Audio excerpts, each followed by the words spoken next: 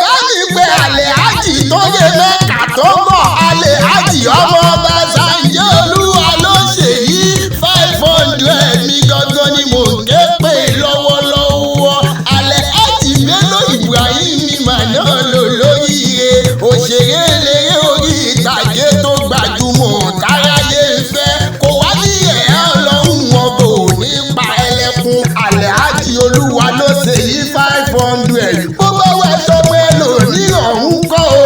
àti sìrègùn o á ní mo ra mọ́tò fún mo rèé lọ Mẹ́kà mo tún fowó sí lápò bó ṣe wá ṣe sinimá kò má dárúkọ òun rárá mo bá ẹ dúpẹ́ pé Elédùmarè ló ṣe yìí o kò kí sọmọ ẹlòmíràn rárá Alhaji ọmọ ọba Sànjí Olúwa ló ṣe yí 500 ó ti ṣọdún èyí wá ṣe tẹ̀mí ìtìlẹ̀ gbogbo orí bí o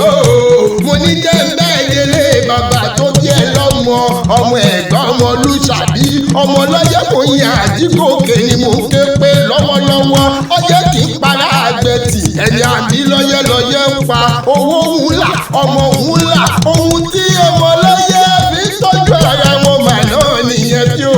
ọmọ lọ́yẹ́ ìdí méje ọjọ́ kì í para àgbẹ̀tì ẹni àbí lọ́yẹ́ ń pa ìdí ọ̀lẹ̀lẹ̀rẹ́ káàbọ̀ sílé káàní ìgboro lọ káwọn ẹni tó dá pé káwọn ẹni tó fọyẹ́ sóge kájọ fọ́gìrì ìtìwọ́jà wò alògbóló ọmọ ẹwọ́ tutù tújú ká ṣe lẹ́yìn lọ́mọ ẹwọ́ yẹ́lẹ̀ ní sí ìta gbangba ọmọ ẹ̀kọ́ kàkà kí òtútù máma bẹ̀rù ni wọ́n lé àwọn bàbá tó bí ẹ lọ́mọ Alhaji ọmọ ọba Sànjí Olúwa ló ṣe yí 500 èèyàn lè yá kí délé èèyàn ọba fẹ́mi Martin máa náà lò lóye èèyàn jẹ́jẹ́ ọ̀tọ̀ òní ilẹ̀ o èèyàn ọ̀tọ̀ òní bàbá olóríire ni mò ń ké pé lọ́wọ́lọ́wọ́ èèyàn àkíní mọ́mí máa náà ní èèyàn jìgàn bàbá ọjà kò wá ní ìpàdé fún ẹgbẹ́ lọ́lọ́wọ́ kò ní pàdékùn èèyàn akíbọ̀ abúlé owó tó máa wọ́n ọmọ Alhaji Bello ni mò ń ké pé lọ́wọ́lọ́wọ́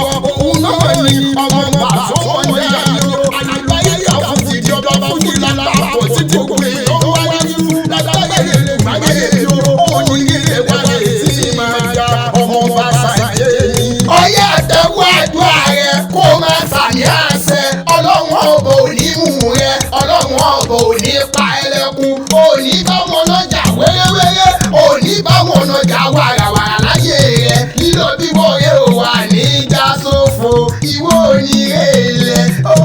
èèlẹ̀ wà ètí máa jà lágbára ọlọ́run ọba ní bẹ́tì ẹ̀ bá ń jà bó bá mẹ́rin tó kì ẹ́ o Àyìnlá lè ní jẹ́ akéwì olóye nìyí o ọmọ máa mọ̀ lọ́pẹ́ fún gbogbo ẹni tí ó bá ti mọ̀ pátá Àyìnlá nìyí o akéwì olóye nìyí o